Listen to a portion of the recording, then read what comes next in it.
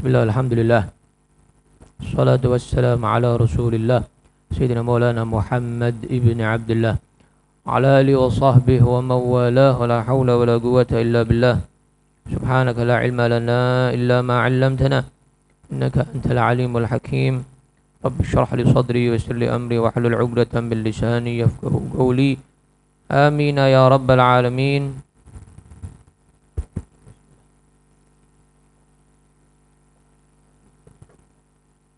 أما بعد قال الله تعالى في كتابه الكريم أعوذ بالله من الشيطان الرجيم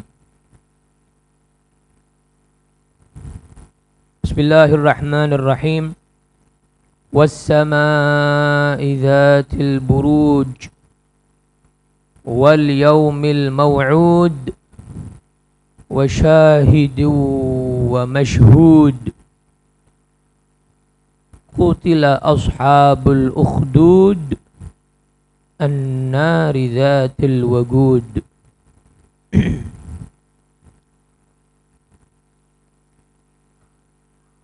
قال المصنف رحمه الله تعالى ونفعنا به وبعلومه في الدارين آمين. Bismillahirrahmanirrahim. Suratul Buruj, dengan menyebut nama Allah yang maha pengasih lagi maha penyayang. Surat Al-Buruj, gugusan bintang.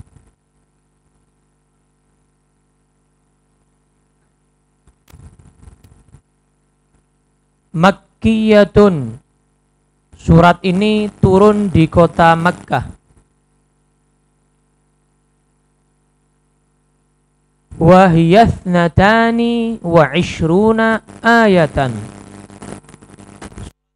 Total ayatnya ada 22 ayat. 22 ayat.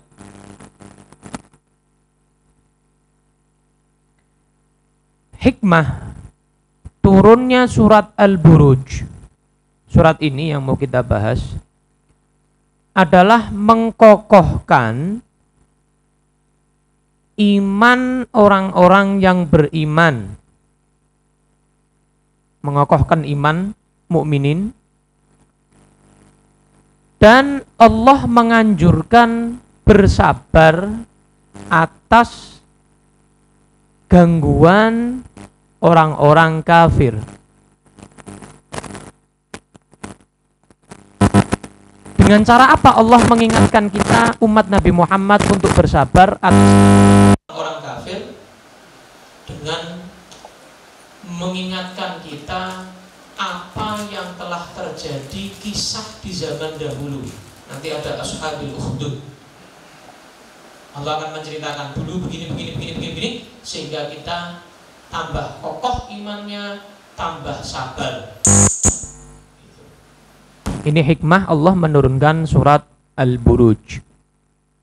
Karena di Makkah itu, kalian tahu sendiri, sering saya ceritakan, di Makkah itu betul-betul umat Islam memang betul-betul tertindas. Tertindas. Tersakiti. Akhirnya Allah memerintahkan hijrah menuju ke kota Madinah, sehingga di situ ada kemenangan, kesejahteraan, sehingga terjadilah setelah itu Fathu Makkah. Intinya ketika di kota Makkah sangat tertindas umat Islam, dan Nabi sabar, para sahabat sabar, semuanya sabar mendapat tindasan-tindasan tersebut, sehingga Allah ini mengingatkan mereka di kota Makkah menurunkan surat Al-Buruj bahwa sabar. Intinya dulu sebelum kalian juga ada kisah yang mana nanti akan Allah kisahkan kepada kita di surat ini, surat Al-Buruj.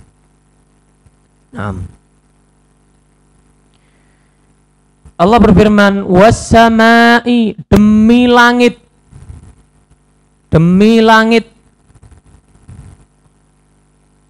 zatil buruj, yang memiliki gugusan-gugusan bintang.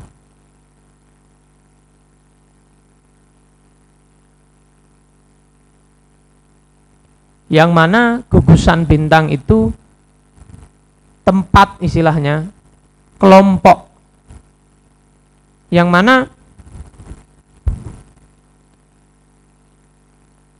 7 jenis bintang itu berjalan melintas ada di gugusan-gugusan bintang atau tempat-tempat kelompok bintang tersebut. Gugusan bintang itu ada 12. Kalian tahu sendiri, ada berapa? 12. Total bintangnya ada 7, ya. Kelompoknya ada 12. Gemini, atau pemenang dan lain-lain. Nanti tak tuliskan. Ini kitab tafsir ya no. Loh. Sebelum orang-orang itu tahu, di dalam kitab tafsir sudah ada. Kenapa disebut buruj? Buruj, ya. Karena nampak.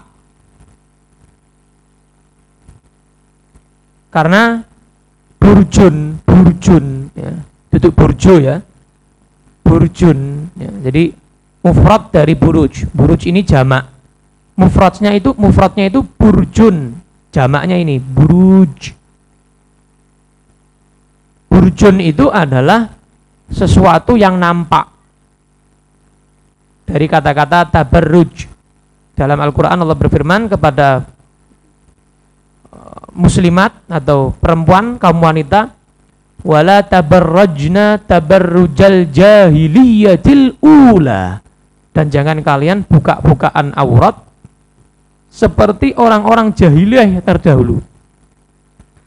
Nah, ini ayat menangkal, menolak perkataan orang yang menyatakan bahwa cadar adalah budaya Arab, jilbab adalah budaya Arab. Salah. Justru budaya Arab itu, ini Allah nyatakan buka-bukaan aurat.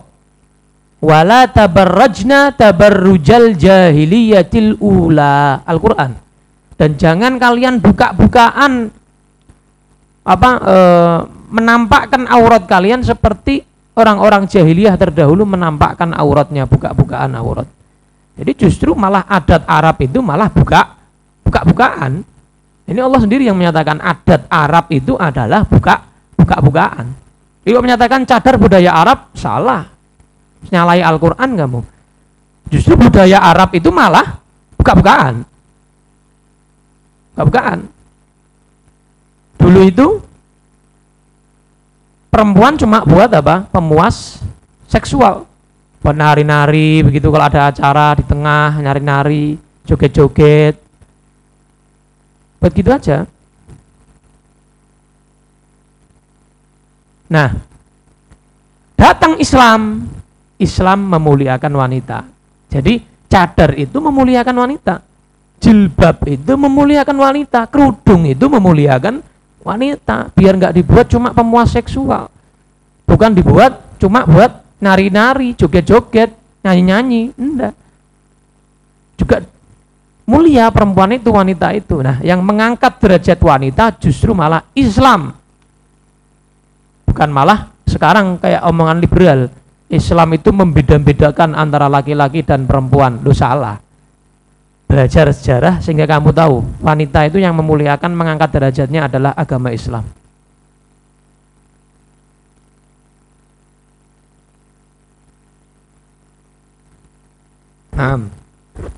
Itu makna burjun atau buruj. Baik. Nah, total ada berapa tadi? 12. Ya. Ada 12.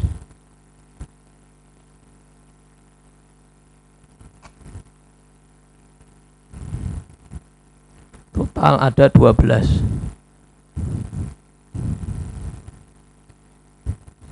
Satu, hamal. Ini Arabnya ya. Anunya ini Aries. Nah, jenenge Aris, coba jenenge Aris. Nah,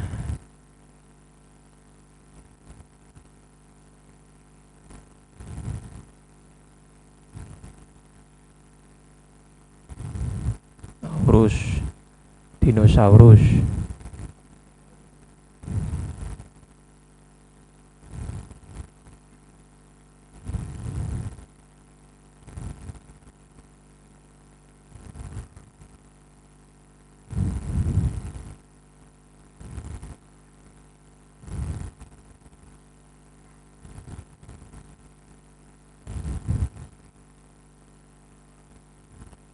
Kanker.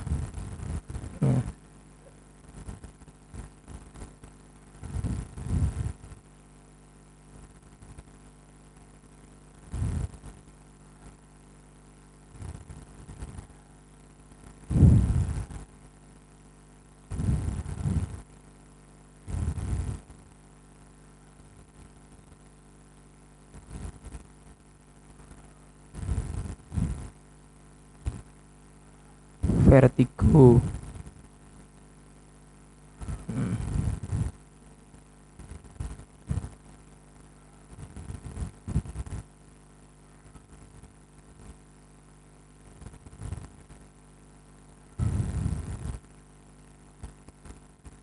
Liberal.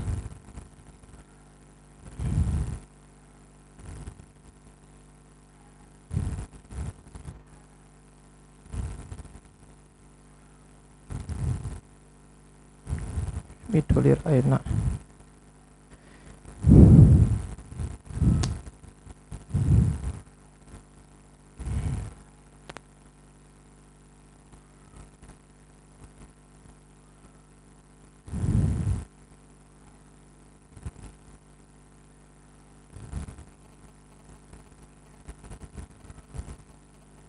Scorpius.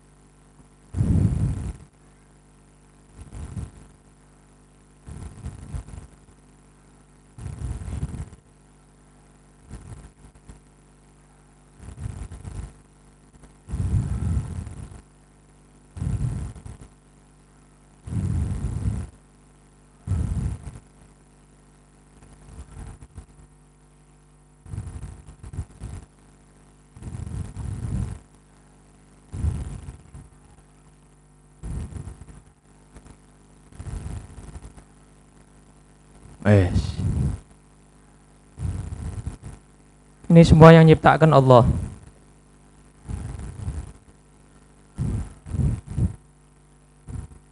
Ono vertigo ya, ono kanker, Aris, liberal.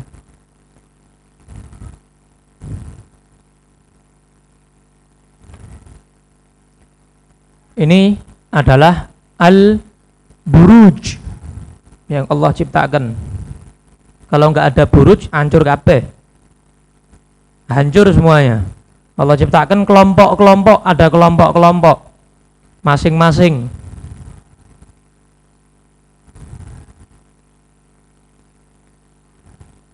Tiap kelompok ada bintang yang dia melintas di situ. Nah, ini adalah al-buruj, al-kawakib. Bintang-bintang ithnai asyara burjan, 12 gugus. Taqaddamat fil furqan, telah lampau pembahasan komplitnya di surat Al-Furqan. Di ayat tabarakalladzi ja'ala fis sama'i burujan. Tentang al-buruj dibahas komplit di surat Al-Furqan. Allah bersumpah demi bintang ya, demi bintang, gugusan bintang. Yang kedua Allah bersumpah dengan wal yaumil mau'ud, dan demi hari yang telah dijanjikan.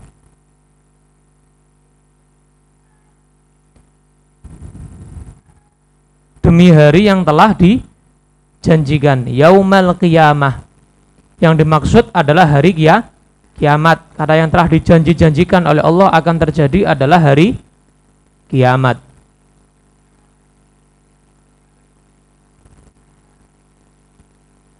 Wa syahidu wa mashhud. Wa syahidin, dan demi yang menyaksikan, wa mashhud, dan yang disaksikan. Apa maksudnya demi yang menyaksikan dan demi yang disaksikan? Ini dijelaskan dalam hadis oleh Nabi Muhammad SAW, bahwa syahid yang menyaksikan adalah yaumal jumu'ah, hari Jumat. Maksud wa syahidu, hari Jumat, wa mashhud yauma Arafah, hari Arafah, tanggal 9 Dzulhijjah, hari Arafah, sehari sebelum Idul Adha, hari raya kurban. Kada fussiratis thalathah fil hadis. Beginilah yang ditafsirkan dalam hadis Nabi Shallallahu Alaihi Wasallam. Hadisnya bagaimana? Hadisnya begini: al yaumul mau'ud yaumul qiyamah.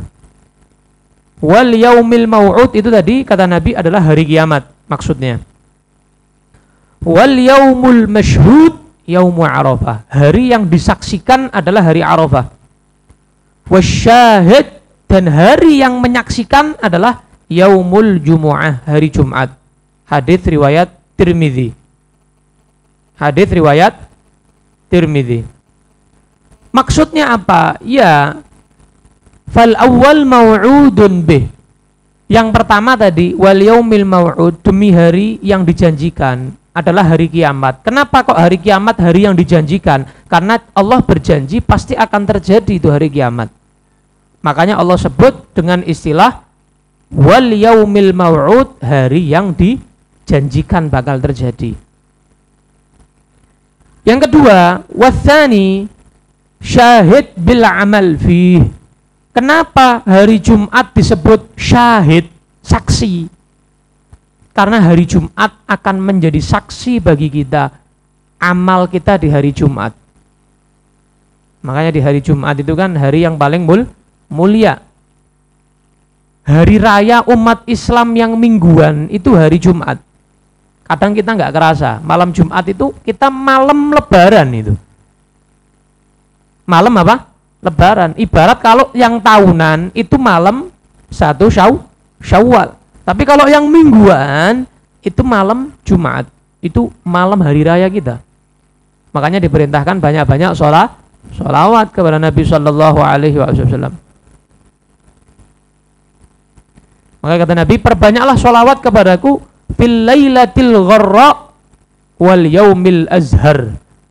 Perbanyaklah sholawat kepadaku di malam yang sangat terang, padang jinggrang, walaupun malam, ibaratnya padang ganjarannya begitu. Langit itu padang secara batiniahnya, dan hari yang sangat wangi, hari yang sangat indah, hari yang sangat terang, yaitu hari Jumat. Malam Jumat, hari Jumat itu hari raya, itu malam hari raya dan hari raya mingguan kita. Maka disunahkan pakai putih-putihan, sunahkan pakai wangi-wangian, disunahkan mandi sebelum Jumatan. Bahkan mazhab lain menyatakan mandi Jumat hukumnya wajib. Hati-hati weh, ratus ya Jumat. Menurut mazhab lain kamu berdosa. Kalau mazhab Syafi'i sunnah. Karena perintah dari Nabi itu. Nah, menurut Imam Syafi'i ini perintahnya bukan perintah wajib, perintahnya perintah sunnah. Tapi menurut mazhab lain, loh, asal perintah itu ya berarti ya wajib. Ana merintahkan ente, berarti apa? Lakonono kan begitu. Lakoni. Nah, ini perbedaan usul fikihnya. Jadi mazhab lain mengatakan wajib hukumnya. Sholat apa? Kok sholat? Mandi Jumat. Nah. Barang siapa yang tidak mandi Jumat maka enggak ada sholat baginya. Napa nih?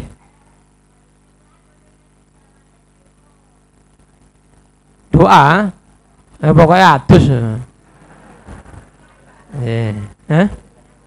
Oh niat, niatnya nggih. Saya mandi Jumat, teman. Bahasa Indonesia, betul sakit bahasa Arab. Apa bahasa Jawa? Gusti, kula sakniki niat badhe siram Jumatan, ngoten.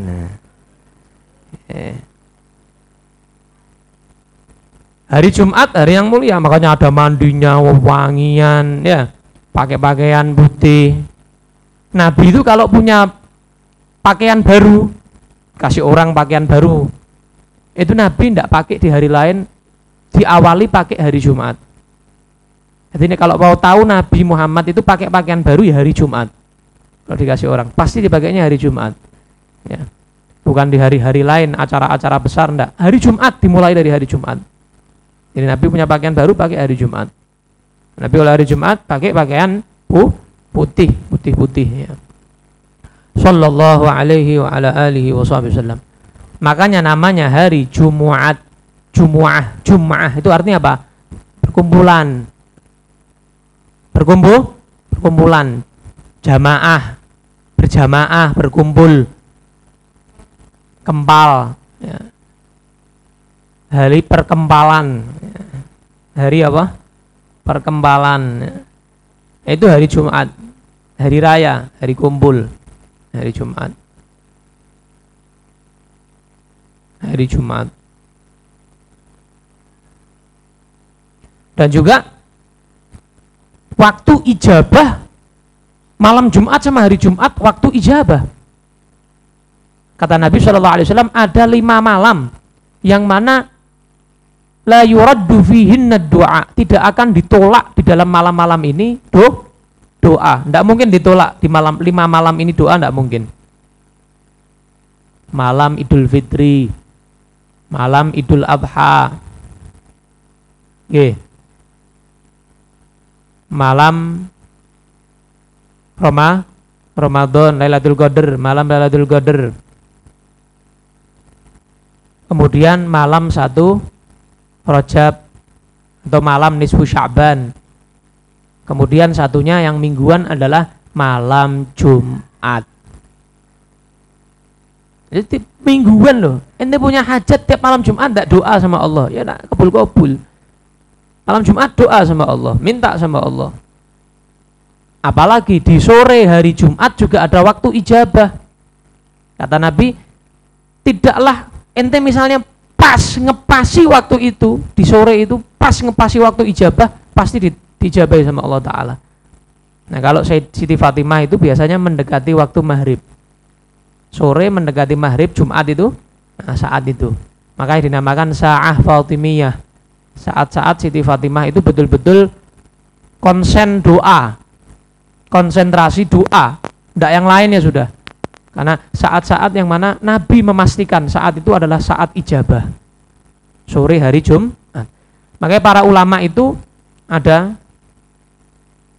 di kalangan habaib, namanya Al-Habib Idrus bin Umar Al-Habsyi. Idrus bin Umar Al-Habsyi ini zamannya istilahnya seniornya Habib Ali Al-Habsyi. Habib Idrus bin Umar ini atasnya Habib Idrus bin Umar Al-Habsyi. Sanadnya para habaib pasti kembali ke beliau, Habib Idrus bin Umar Al-Habsyi.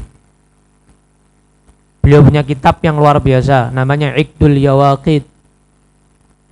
Luar biasa kitabnya. Nah, Habib Idrus bin Umar Al-Habsyi, beliau kalau potong kuku itu sore, Jumat sore. Kalau potong kuku Jumat sore. Kalau kita kan biasanya sebelum Jumatan. Kalau beliau punya pandangan Jumat sore. Kenapa? Beliau mengkiaskan sama kayak kemarin waktu Dzulhijjah. Orang yang mau kurban itu kan mulai tanggal 1 Dzulhijjah sampai disembelih hewan kurbannya kan dimakruhkan untuk potong apa? Kuku, potong rambut dan lain-lain. Kenapa tujuannya? Katanya Nabi Shallallahu Alaihi Wasallam, kenapa tujuannya? Kata para ulama, supaya maghfirahnya dapat semua. Sak kuku-kukumu dapat ampunan dari Allah. Sak rambut-rambutmu dapat ampunan dari Allah saat disembelih apa? Kurbannya.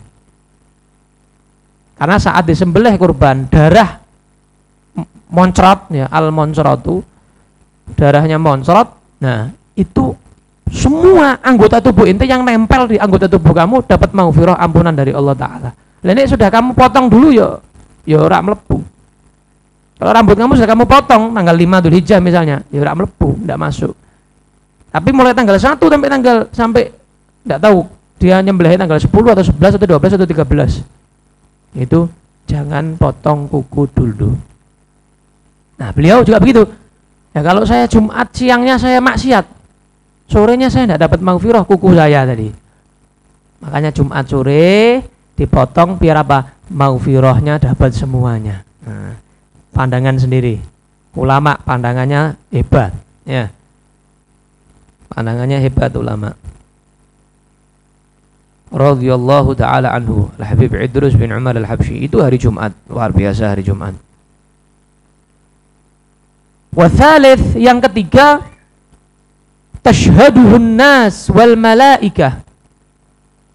Kenapa kok hari Arafah disebut masyhud, hari yang disaksikan? Kalau hari Jumat hari yang menyaksikan. Kalau hari Arafah hari yang disaksikan, masyhud. Kenapa? Iya, karena hari Arafah saat orang-orang haji berada di Arafah atau orang-orang yang tidak haji tadi itu dia ta'rif. Ta'rif itu membayangkan di tanah lapang duduk seakan-akan dia ada di Arafah. Bagaimana yang diamalkan oleh para habaib, ta'rif. Nah, itu disaksikan oleh manusia di situ dan disaksikan oleh malaikat, disaksikan Allah juga. Gitu. Hari Arafah disaksikan.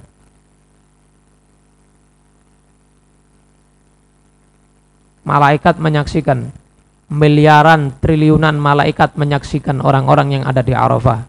Hari Arafah hari yang mulia. Disaksikan manusia yang banyak jutaan dan disaksikan malaikat triliunan atau atasnya triliun. Hari yang disaksikan itu hari Arafah.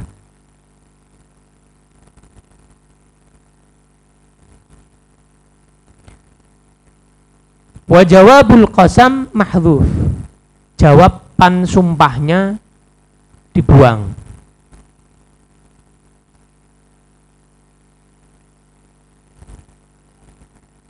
Jawaban sumpahnya apa? Ini. Kutila ashabul ukhdud. Asalnya begini. Lakot kutila ashabul ukhdud. Lakotnya dibuang. Karena keindahan Al-Quran. Gak perlu bertele-tele. Kalau sudah bisa difahami, gak perlu bertele-tele. Jadi lakot asalnya begitu. Lakot kutila ashabul ukhdud. Nah, ini akan kita bahas. Siapa ashabul ukhdud? Bagaimana kisah ashabul ukhdud? Apa yang Allah berikan kepada ashabul ukhdud? Umatnya siapa ashabul ukhdud?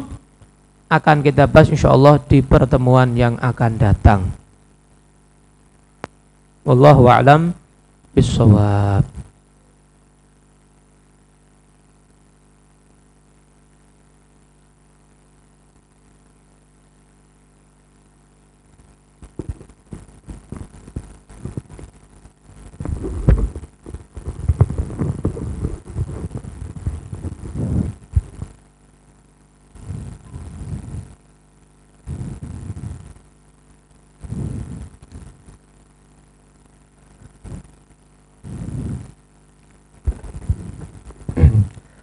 Bismillahirrahmanirrahim. Alhamdulillahirabbil alamin.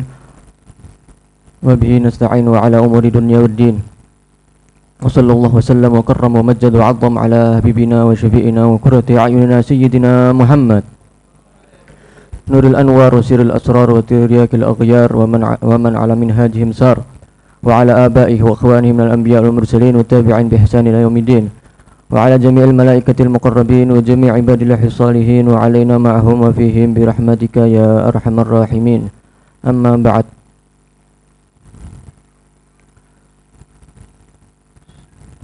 Hadis yang kedua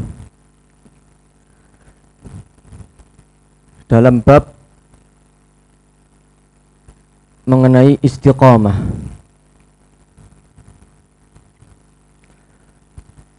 An Abi Hurairah radhiyallahu anhu qala Rasulullah sallallahu alaihi wasallam qaribu wa saddidu wa'lamu annahu lan yanjua ahadun minkum bi'amalihi. Qalu wala anta ya Rasulullah? Qal wala ana illa an yataghammadani Allahu bi rahmatin minhu wa fadl. Rawahu Muslim. Diriwayatkan daripada sahabat Abi Hurairah radhiyallahu anhu wa ardhah bahwa sesungguhnya qala Rasulullah sallallahu alaihi wasallam bersabda, qaribu, bersengajalah secara sederhana, artinya tanpa melampaui batas dan tidak ceroboh. Bersengajalah secara sederhana, tengah-tengah. Wasaddidu, dan beristiqomahlah atau bertindaklah lurus, beristiqomahlah. Wa'lamu, dan ketahuilah, annahu, sesungguhnya, lan yanjua, tidak akan selamat, ahadun, siapapun, minkum, dari kalian, bi'amalihi, dengan amal ibadahnya. Qalu, para sahabat bertanya kepada Nabi Muhammad SAW, wala anta ya Rasulullah, walaupun engkau ya Rasulullah, apakah hal ini juga berlaku kepada engkau ya Rasulullah? Rasulullah pun menjawab, qala wala ana, walaupun saya tidak akan selamat dengan amal ibadah saya, illa, kecuali an yataghammadani Allahu, kecuali apabila Allah menutupi aku, menaungi aku, birahmatin, dengan rahmat, minhu, dari Allah subhanahu wa ta'ala, wa fadlin, dan karunia dari Allah subhanahu wa ta'ala. Hadis ini diriwayatkan oleh Imam Muslim. Wal muqarabatu, disebutkan di awal qaribu, diartikan oleh Imam Nawawi, qaribu, al-muqarrabah masdarnya, artinya qaribu itu artinya adalah al-qasdu alladzi la ghuluwa fihi wa la taqsir, yaitu bertujuan, niat atau tujuan melakukan sesuatu, alladzi la ghuluwa fihi, yang tidak melampaui batas, ya, tidak muluk-muluk, tidak melampaui batas, wala taqsir, dan tidak ceroboh, tengah-tengah. Wasadat, jadi qaribu wasaddidu. Saddidu diartikan oleh Imam Nawawi artinya adalah al-istiqomatu wal isobatu, yaitu artinya adalah beristiqomah. Jadi saddidu artinya beristiqomahlah, katanya Imam Nawawi. Wa yataghammadani artinya adalah yulbisuni wa yasturuni, menutupi aku atau menaungi aku. Hadis ini diriwayatkan oleh sahabat Sayyidina Abu Hurairah radhiyallahu anhu wa ardhah. Sudah kita pahami bagaimana sejarah beliau, sahabat Sayyidina Abu Hurairah, dan bagaimana keutamaan yang beliau miliki. Rasulullah SAW bersabda,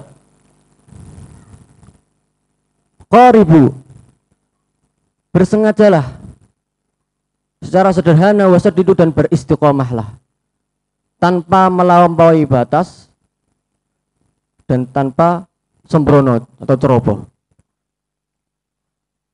Maksudnya bagaimana? Maksudnya beramallah kalian daripada amal-amal yang mendekatkan diri kepada Allah Subhanahu wa taala secara rutin, tekun, istiqomah. Istiqomah. Akan tetapi jangan terlalu melampaui batas atau ceroboh. Allah Subhanahu wa taala berfirman, "Wa ja'alnakum ummatan wasata." Dan kami jadikan kalian umat Nabi Muhammad SAW umat yang tengah. La ghulu wala taksir, artinya tengah-tengah. Tidak melampaui batas dan tidak sombong, tidak ceroboh, tengah-tengah. Sayyidina Ali bin Abi Thalib karramallahu wajhah, beliau mengatakan, "Alaikum binamatil awsat." Hendaknya kalian dengan tata cara atau manhaj yang tengah. Tidak melampaui batas. Ya. Ziarah musyrik lah, maulid haram, ya, tidak melampaui batas, tengah-tengah. Dan juga tidak sembrono, artinya mengamalkan sesuai dengan ilmunya, tidak sembrono. Mengamalkan sesuatu, mengamalkan ibadah, taat kepada Allah Subhanahu wa taala didasari dengan adab. Didasari dengan adab, tidak sembrono. Tengah-tengah. Atau juga bisa diartikan bersengajalah kalian dan beristiqomahlah tanpa melampaui batas. Tanpa melampaui batas. Maksudnya bagaimana? Artinya bahwa sesungguhnya amal ibadah itu adalah suatu hal yang sangat dianjurkan untuk mendekatkan diri kita kepada Allah Subhanahu wa taala, tapi perlu diketahui bahwa sesungguhnya kita memiliki hak kepada orang tua kita, kepada istri kita, anak kita. Memiliki kewajiban untuk mereka. Jangan sampai amal ibadah ini kalian beristiqomah, melakukan amal ibadah, taat kepada Allah Subhanahu wa taala dan beristiqomah itu sehingga menyia-nyiakan istri kalian atau menyia-nyiakan anak kalian terlantar, ya. Pergi keluar masjid, tinggal istrinya nggak dikasih makan, anaknya dijarno. Apa yang dilakukan? Ibadah. Ini suatu hal yang sangat dianjurkan, ibadah. Kerjaannya ibadah. Pergi kholwat ke gua misalkan. Tahu di mana di Indonesia ini gua misalkan. Atau di pantai. Dia punya istri, punya anak, ditinggal nggak diberikan makan, tidak dididik anaknya. Nah, ini tidak benar, tidak benar. Karena Rasulullah mengatakan qaribu wasaddidu. Ini adalah termasuk daripada bagaimana dalamnya ucapan Nabi Muhammad SAW. Salah satu mukjizat yang diberikan Allah kepada Nabi Muhammad adalah jawami'ul kalim, ucapan sedikit cuma maknanya dalam. Nabi mengatakan qaribu, bukan uqsudu. Qaribu itu artinya apa? Bertujuan secara sederhana, tengah-tengah. Tidak melampaui batas dan tidak ceroboh. Artinya kerjakanlah amal ibadah secara istiqomah. Lakukan secara rutin, tekun. Istiqomahilah. Ibadah mendekatkan diri kepada Allah Subhanahu wa taala, tapi jangan sampai melampaui batas, jangan sampai ceroboh. Jangan sampai kalian menyia-nyiakan keluarga kalian. Seperti itu maksudnya. Karena dengan banyaknya amal ibadah kita, tapi kita menyiakan orang tua kita, istri kita, anak kita, percuma. Tidak akan diterima oleh Allah Subhanahu wa taala walaupun kita istiqomah. Karena syaratnya tadi itu. Qaribu, tidak melampaui batas dan tidak ceroboh. Tidak melampaui batas dan tidak ceroboh. Maksudnya apa ceroboh? Nah, amal ibadah, beribadah kepada setiap hari, sholat duha, sholat tahajud. Malam hari sholat tahajud 100 kali misalkan. Tapi apa? Ceroboh dia. Apa? Dia cuma make celana bawah lutut yang menutupi pusarnya. Enggak punya adab berarti. Kalau di dalam fikih hukumnya apa? Sah. Cuma apakah itu beradab? Apakah itu adab? Bermunajat kepada Allah Subhanahu wa taala dengan terbuka. Setengah, ya, telanjang setengah. nggak ada adabnya, ceroboh berarti. Nah, percuma. Percuma. Walaupun dia beribadah cuma percuma. Nggak diterima oleh Allah Subhanahu wa taala. Kenapa? Karena yang dimaksud oleh Nabi Muhammad adalah qaribu, bertujuanlah, beramal ibadahlah dan beristiqomahlah secara tengah, tanpa melampaui batas dan tanpa ceroboh. Itu maksudnya. Kemudian Nabi Muhammad memberitahukan kepada para sahabatnya sesuatu yang membuat mereka tuh heran. Beliau mengatakan wa'lamu, dan ketahuilah sesungguhnya tidak ada satupun dari kalian yang akan selamat nanti di akhirat. Maksudnya tidak ada satupun dari kalian yang akan selamat dengan amal ibadah kalian. Nah, ini nasihat yang diberikan oleh Nabi Muhammad ini membuat mereka heran. Loh, terus buat apa kita beramal ibadah? Sehingga para sahabat bertanya-tanya, sehingga mereka bertanya kepada Nabi Muhammad Shallallahu Alaihi Wasallam, ya Rasulullah, walaupun engkau ya Rasulullah, apakah hal ini juga sama berlaku kepadamu, bahwa engkau juga tidak akan selamat dengan amal ibadah yang telah engkau lakukan? Rasulullah menjawab, wala ana, walaupun saya tidak akan selamat, tidak akan masuk surga dengan amal ibadahku.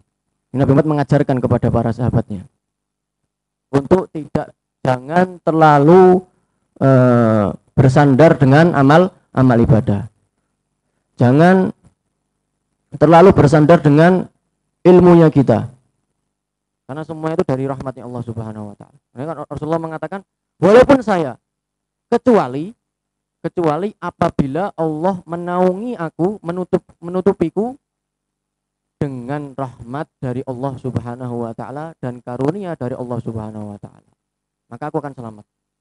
Dan ini juga berlaku kepada umat Nabi Muhammad sallallahu alaihi wasallam.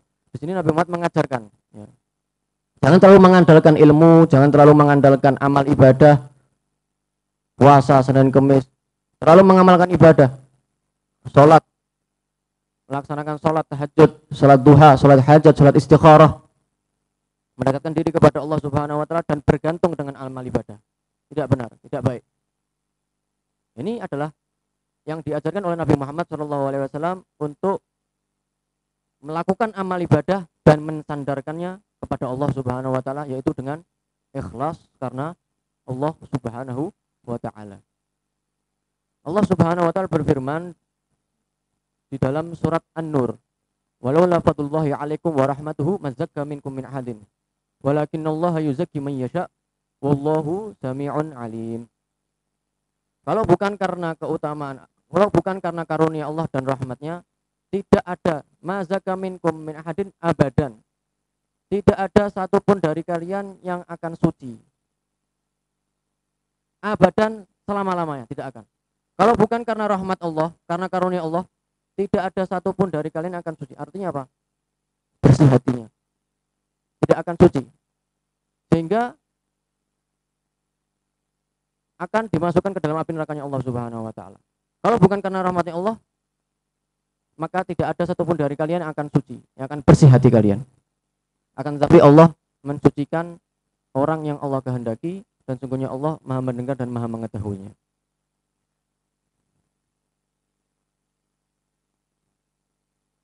Oleh karena itu, Syekh Abdul Qadir Al-Jailani beliau mengatakan, bika lanasil wala budda minka.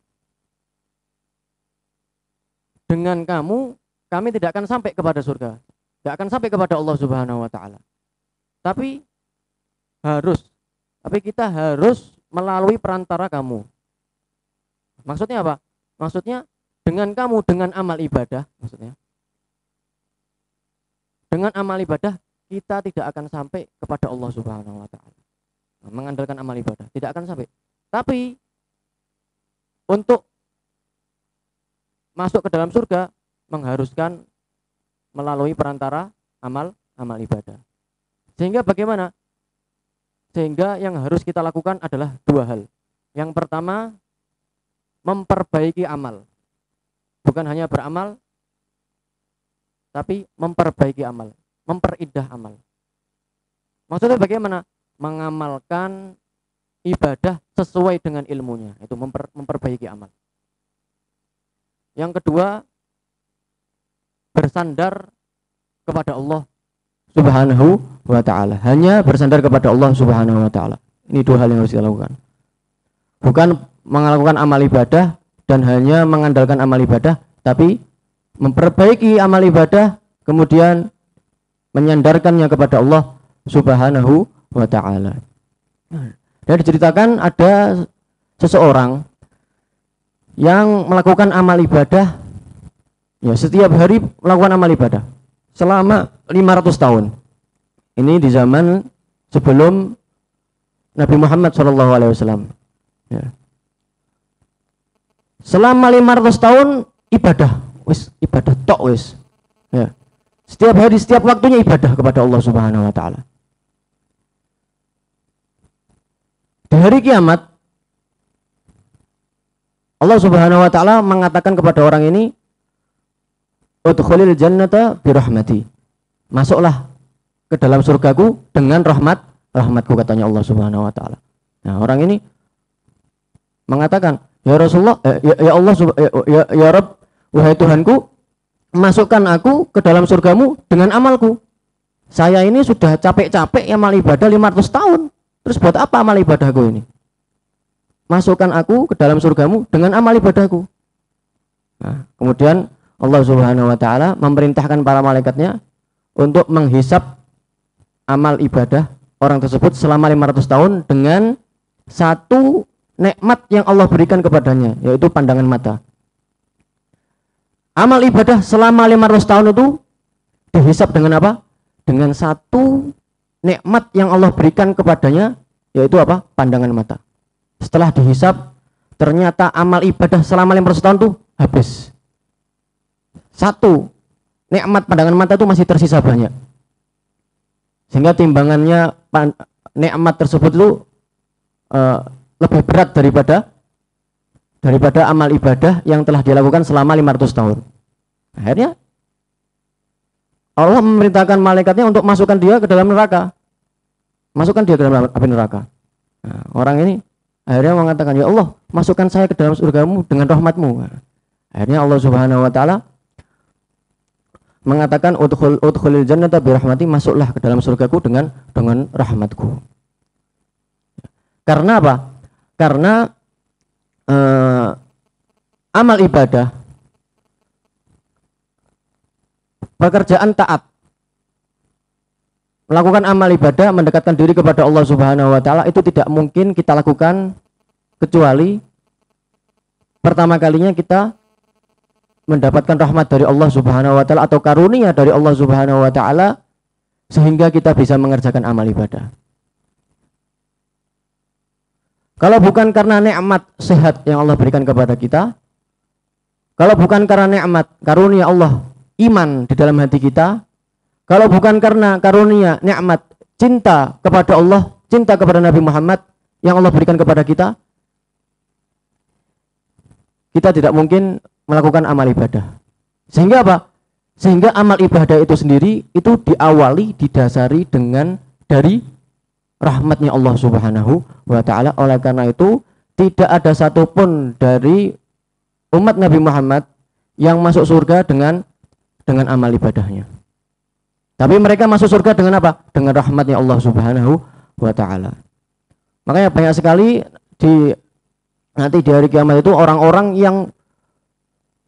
yang kehidupannya bermaksiat kepada Allah Subhanahu wa ta'ala. Ya. Dia bermaksiat kepada Allah Subhanahu wa ta'ala. Tapi Allah Subhanahu wa ta'ala, dia tapi memiliki iman di dalam hatinya. Karena tapi Allah Subhanahu wa ta'ala mengampuni dosa-dosanya, adalah termasuk rahmatnya Allah Subhanahu wa ta'ala kepada orang tersebut, diampuni semua dosa-dosanya oleh Allah Subhanahu wa ta'ala sehingga Allah masukkan dia ke dalam surganya Allah Subhanahu wa ta'ala. Itu haknya Allah Subhanahu wa ta'ala. Oleh karena itu jangan terlalu mengandalkan amal. Beramal ibadahlah dan beristiqomahlah dan sandarkanlah amal ibadah tersebut kepada Allah Subhanahu wa ta'ala. Qala ulama ma'na al-istiqamah. Berkata para ulama, makna istiqomah, arti daripada istiqomah itu adalah luzumu ta'atillahi ta'ala, melazimi, menekuni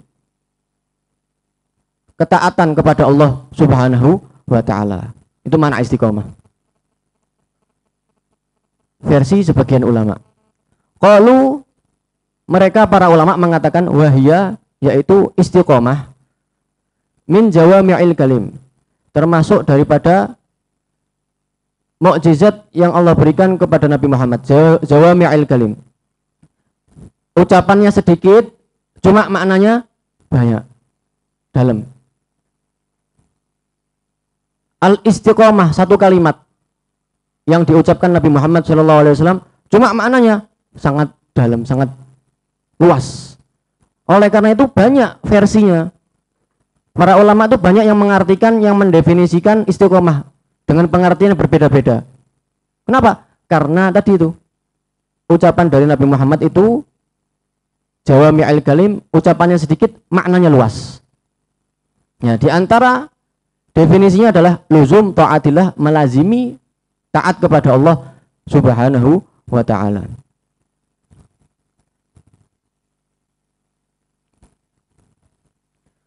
Nah, Rasulullah juga pernah mengatakan istaqimu walan tutiqu, beristiqomahlah kalian dan kalian tidak akan mampu. Karena dengan istiqomah ini itu akan meninggikan derajat kita dan akan mendekatkan kita kepada Allah Subhanahu wa ta'ala. Sangat sulit. Rasul mengatakan istaqimu, beristiqomahlah kalian dan kalian tidak akan mampu. Maksudnya bagaimana? Di awal mulanya, sebelum kita merasakan kelezatan ibadah kepada Allah Subhanahu wa ta'ala. Karena memang sifatnya manusia itu senang dengan hal-hal yang baru. Gak bisa kalau istiqomah terus, gak bisa. Bahkan hal-hal yang remeh saja, yang hal dunia. HP, misalkan sudah lama megang HP 2 tahun 3, nggak mau ganti yang baru. Nah, itu sifatnya manusia, seperti itu. Nah, ketika dia sudah bisa mensucikan hatinya, nafsunya, sehingga dia bisa menguasai nafsunya dan merasakan kelezatan di dalam ibadah kepada Allah Subhanahu wa ta'ala, baru dia merasakan nikmat di dalam istiqomah dan mendapatkan kedekatan di hadapan Allah Subhanahu wa ta'ala. Imam Nawawi mengatakan wahya nizamul umur, dan istiqomah itu termasuk daripada tadi perkara-perkara yang teratur. Artinya dengan adanya istiqomah itu segala perkara, segala keadaan menjadi teratur. Kebalikannya, apabila tidak istiqomah, kadang melakukan, ya, kadang tidak melakukan, nah, itu tidak akan teratur, tidak akan teratur segala perkara, baik itu mengenai akhirat ataupun mengenai duniawi.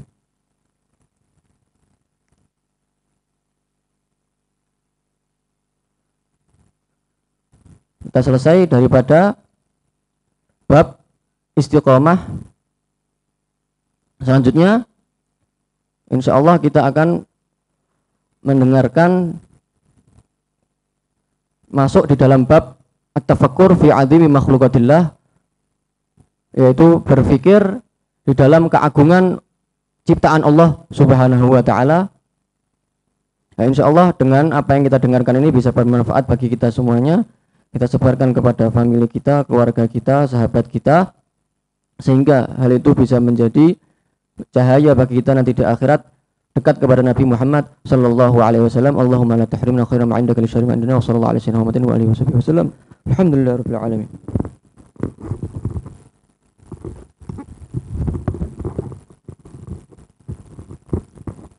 Intinya yang disampaikan Nabi Muhammad SAW itu tentang istiqomah. Intinya kalian tidak usah muluk-muluk. Kalian mampunya seberapa, lakukan. Prioritaskan yang wajib. Sunnah nomor 2. Yang wajib dulu, sholat 5 waktu, nafkahi keluarga, misalnya.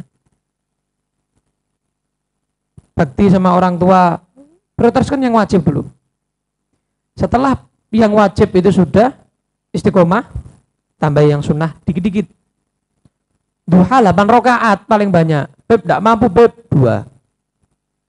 Kasih gampang sama Nabi kok. Witir tidak mampu beb 11 beb 3. Gitu aja. Tahajud baca Quran 3 jam tidak kuat, 15 menit, 10 menit. Penting ente istiqomah. Dikit nggak apa-apa. Sebelum subuh 5 menit, 10 menit nih bangun. Udah, cukup. Penting ente istiqomah. Gitu. Maksudnya Nabi begitu. Tidak usah mulu-mulu. Sehingga kalian beribadahnya terpaksa. Jangan, Allah tidak senang ibadah terpaksa. Ibadah itu dengan senang hati. Bukan dengan terpaksa. Nah, caranya gimana ibadah dengan senang hati?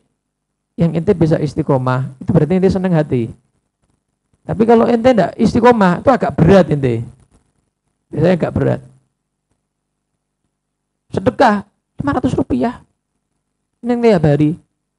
200 rupiah. Tidak apa-apa, tiap hari yang penting. Jangan ente setahun sekali 100.000. Setahun bisa tok. Tidak istiqomah namanya itu. Ya, setiap hari ini 100 rupiah, 200 rupiah, 500 rupiah, 2.000 rupiah, 5.000 rupiah. Semampunya ente, yang penting istiqomah. Itu intinya istiqomah itu. Qala al-musannifu rahimahullah ta'ala wa nafa'ana bi'ulumi fid dharaini amin. Sekarang kita membahas tentang siapa saja mustahik zakat. Dalam Al-Quran Allah berfirman, innamas sadaqatu, hanya saja zakat. Zakat mal atau zakat fitrah, dua-duanya yang kita bahas kemarin semuanya, itu diperuntukkan untuk siapa? Kata Allah, yang pertama lil fuqara, untuk orang-orang fakir. Siapa orang fakir? Orang fakir itu, perhatikan definisi orang fakir. Orang fakir itu orang yang tidak punya harta, pegangan harta nggak punya. Yang kedua, dia tidak punya pekerjaan tetap, atau dia punya pekerjaan tetap tapi tidak mencukupi kebutuhannya dan yang wajib dinafkainya. Contoh,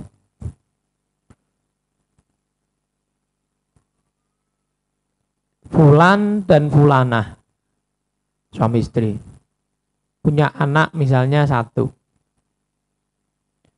Sehari itu untuk makannya Fulan, makannya istrinya Fulanah, untuk misalnya makannya anaknya, butuh uang sehari misalnya 100.000, misal ya.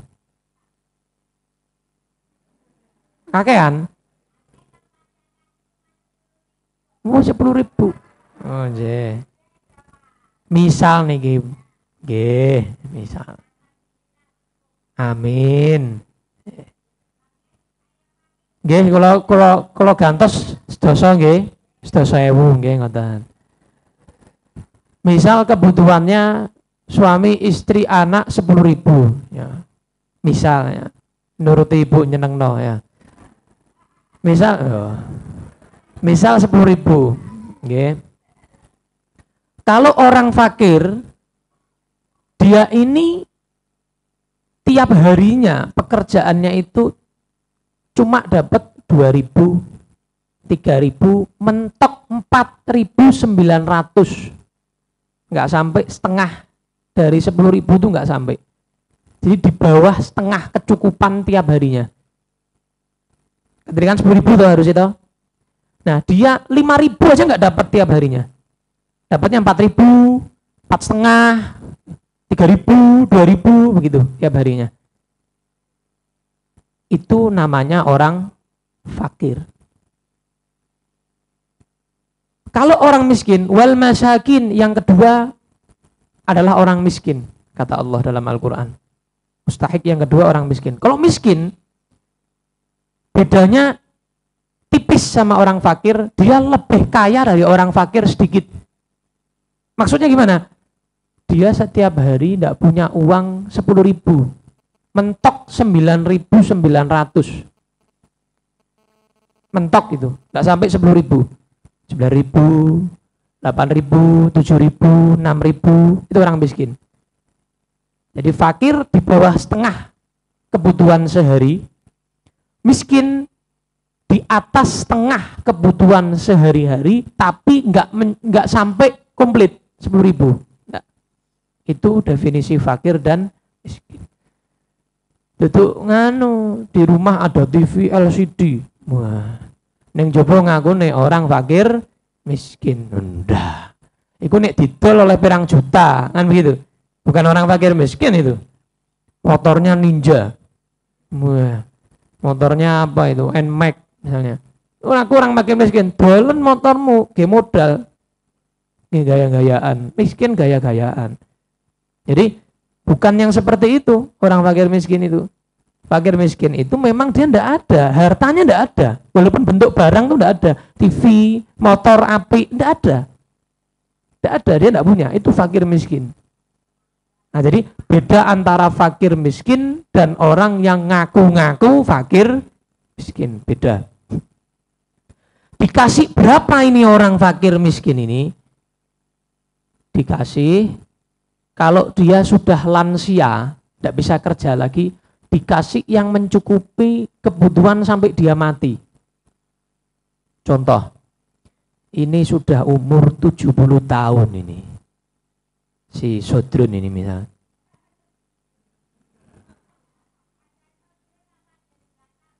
Batam? Oh, Masya Allah. Anjir. Allahumma sugih. Nah, si Sodrun ini umurnya 60 tahun. Umur 60 tahun dia lansia. Umur 70 ya tadi, 60 yes, bebas, 60 70 bebas. Dia enggak punya uang, enggak bisa kerja sudah sepuh. Maka diberikan secukupnya sampai perkiraan dia mati. Pak, kowe iki matimu kapan ya? Enggak ada gitu, maksudnya perkiraan ya. Yang memperkirakan yang memberikan zakat. Ya. Oh ini mungkin ya 10 tahun kas mati gitu ya. Misal. Nah, diberikan kebutuhan 10 tahun, misal per hari 10.000. Ya, kalkulator. 10.000. 10.000 dikali setahun 360 hari. 360 hari berarti setahun 3.600.000. Yo asli ini ora cukup ya. Ya nuruti ibu mau kuwi ya. 3.600.000 dikali 10 berarti ya. Dikali sedoso 36 juta. Nah, berarti dia sama teman-temannya yang zakat tuh, yo kumpul ke. Woi zakatmu piro? Orang yuto, sampai dapat 36 juta. Kasihkan orangnya, Pak, niki Pak nggih, kebutuhan seumur hidup jenengan nek misal 10 tahun kas mati. Nek urung mati ya teko ning nganggonku meneh. Nah, begitu. Itu kalau dia enggak mampu kerja. Sekarang kalau dia mampu kerja, masih seger kok, Beb. Mampu kerja. Maka diberikan zakat yang cukup untuk dia kerja. Dia apa dia? Oh dia itu punya keahlian jahit. Buat beli mesin jahit. Berapa juta? Beli mesin jahit. Ojo zakat nih. Zakatmu misalnya 2 yuto bagi 20.000. Is dinontek. Zakat itu enggak begitu. Zakat itu ente mencetak orang yang bakal zakat juga. Gitu loh. Jangan ente zakat itu buat orang tetap setiap tahunnya ya mustahik terus. Enggak. Zakat itu ente mencetak orang yang bakalnya tahun depan insya Allah muzaki, begitu. Ngono. Istiqomah mustahik tiap tahun istiqomah. Bukan, tapi mencetak orang yang apa? Bisa muzaki dia. Nah, begitu caranya. Berikan mesin jahit. Insya Allah Pak, sukses tahun ngarep zakat. Oh no. Ya, dia kalau punya keahlian, misalnya contoh tadi jahit. Punya keahlian apa? Ngelas, tukok ke alat las. Begitu. Bengkel, tukoke tambal ban, tukoke alatnya. Keahliannya apa? Begitu. Keahliannya apa? Belikan alatnya. Kalau dia pedagang, kasih modal, Pak, jenengan meh dagang apa, Pak? Ketoke sarung, ya Pak. Belikan 10 kodi, 20 kodi. Itu. Pak, monggo. Jadi zakat tuh begitu, tujuan zakat tuh begitu aslinya. Bukan di rong yuto dibagi. Iki gawe wong 100. Rong yuto gawe wong 100 oleh piro? Tetap miskin terus, itu loh, istiqomah. Istiqomah, iya. Atau dia misalnya enggak bisa kerja. Ya, enggak bisa kerja. Misalnya naudzubillah min dzalik. Misal dia ini bukan orang sekolah, tidak tamat sekolahnya misalnya, apalagi kuliah, tidak mudeng, tidak paham jahit, tidak paham dagang, tidak paham. Belikan sesuatu, misal tanah atau rumah yang itu bisa disewakan, kan tidak perlu mikir kalau nyewakan gitu.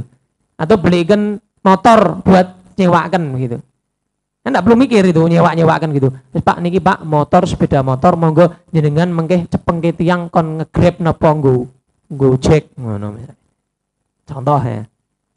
Karena dia tidak bisa kerja, tidak mampu, tidak mudeng, dagang tidak bisa, daripada tiga edit rugi, lebih baik kasih barang yang bisa disewa-sewakan. Gitu.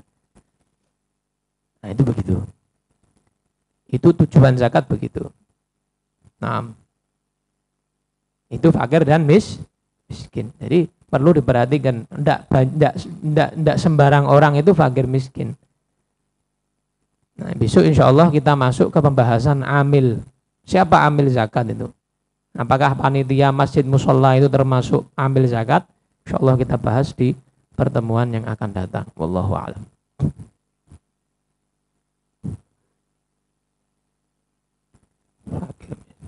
Bismillahirrahmanirrahim. Wa min kalamil Habib Ahmad bin Umar bin Sumaid nafa'ana Allah bihi wa bi'ulumihi fid daraini amin.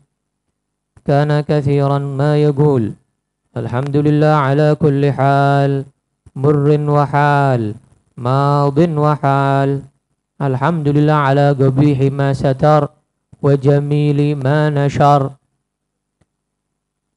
وقال رضي الله عنه قال بعضهم من كانت غريزته اليقين لم تضره الذنوب، يعني أنه يتذكر ويرجع كما قال تعالى إن الذين اتقوا إذا مسهم طائف من الشيطان تذكروا فإذا هم مبصرون، حتى أن الشيطان الذي أغراهم بالذنب يندم على فعله لأنهم يجدون في السير بعد وقوع الذنب أعظم مما قبله فيحزن الشيطان من ذلك.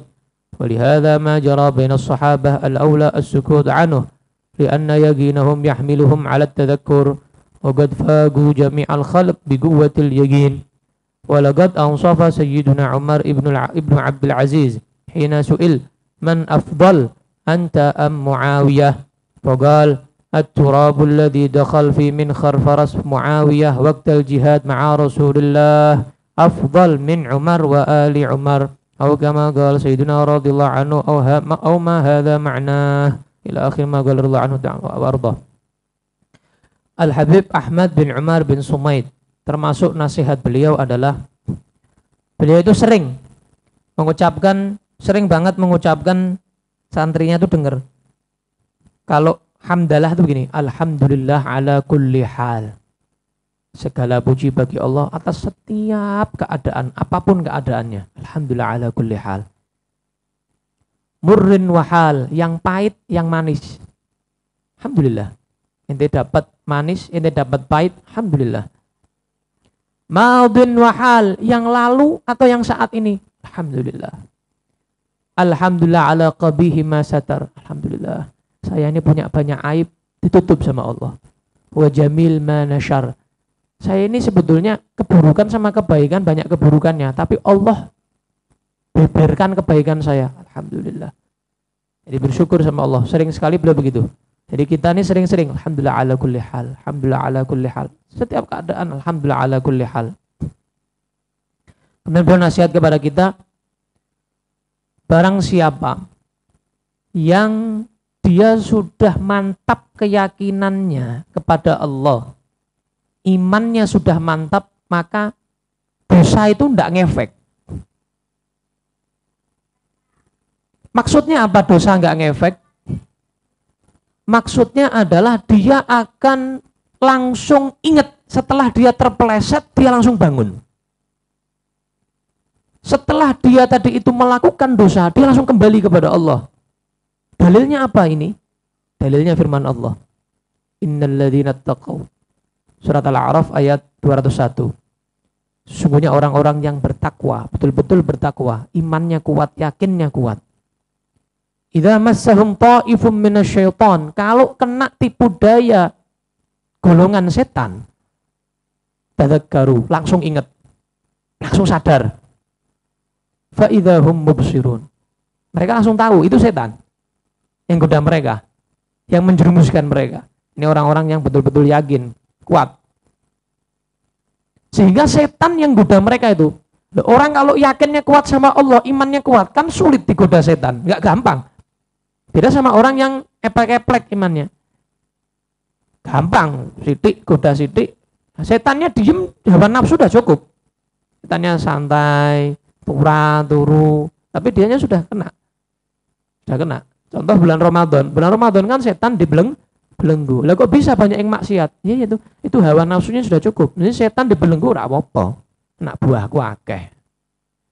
Begitu. Nah, orang yang betul-betul yakinnya kuat, itu setan sulit itu. Untuk goda, untuk menjerumuskan itu sulit.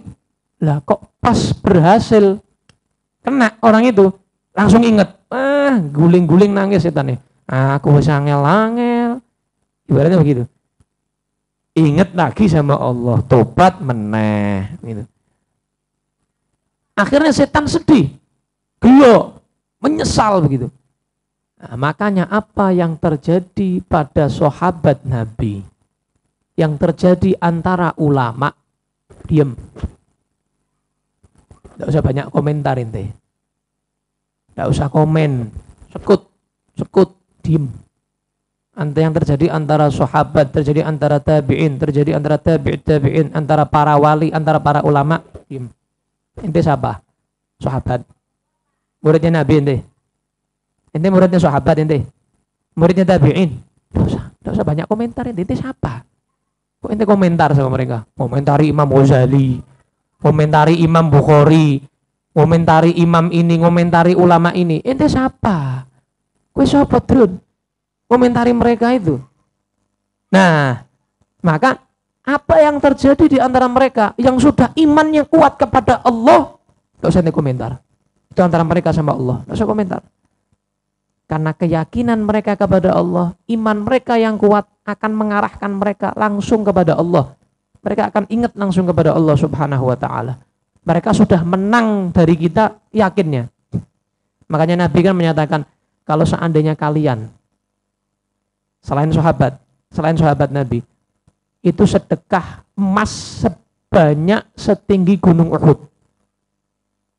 sebesar gunung Uhud, sama sahabat cuma gandum 1 genggam. Emas sama gandum itu tidak ada bandingannya, bukan perbandingan. Kalau emas 1 genggam sama 1 gunung, perbandingan emas sama emas. Ini emas 1 gunung Uhud, ente punya, tidak ada yang punya. Ente misal punya, itu sama sahabat, gandum 1 genggam gini, sedekah, tetap pahalanya banyakan sahabat yang gandum 1 genggam nih, daripada ente sedekah 1 gunung Uhud emas. Kenapa? Mereka menang yakin. Mereka menang iman daripada kita. Imannya kita sama mereka kalah. Makanya iman Sayyidina Abu Bakar As-Siddiq, 1 orang. 1%, 1 orang ini. Sayyidina Abu Bakar. Sama seluruh umat Islam selain Sayyidina Abu Bakar, timbangan ini 2. Iman Sayyidina Abu Bakar, 1 timbangan.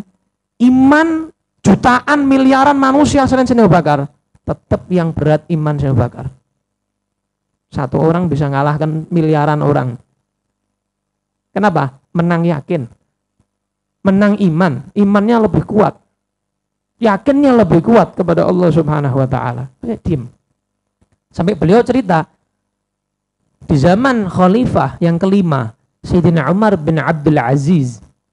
Sayyidina Umar bin Abdul Aziz rahimahullah radhiyallahu anhu, beliau menyatakan, beliau ditanya, siapa yang lebih afdol? Antum atau Sayyidina Muawiyah? Sayyidina Muawiyah ini sahabatnya Nabi yang perang sama Sayyidina Ali bin Abi Thalib. Mana yang lebih afdol? Kamu atau Sayyidina Muawiyah? Jawabannya Umar bin Abdul Aziz radhiyallahu anhu gimana? Coba perhatikan. Ente tahu? Fulan yang tanya itu.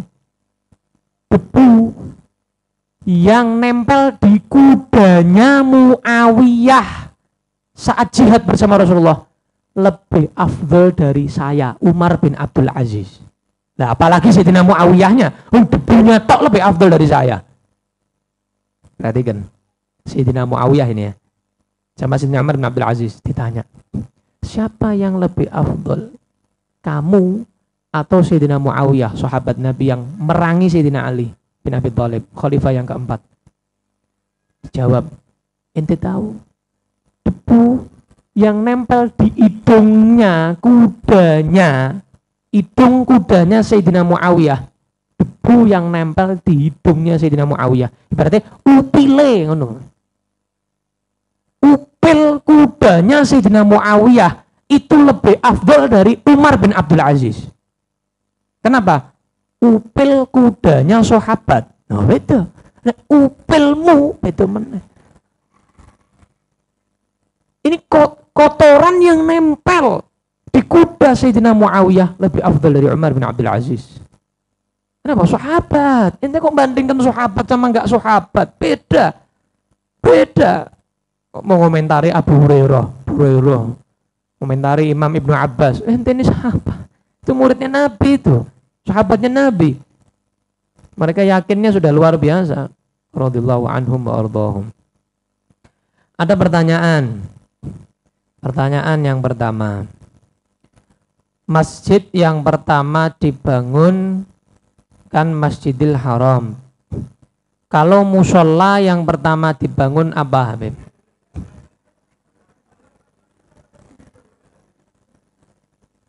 Dulu itu tidak ada musola, Pak.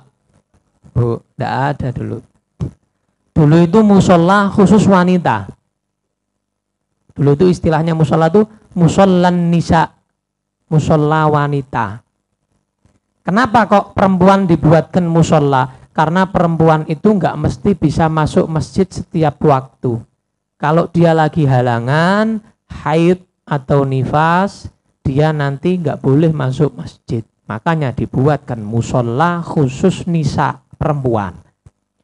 Di Yaman pun begitu, di Hadramaut. Di Hadramaut pun begitu. Tidak ada perempuan masuk masjid, itu tidak ada.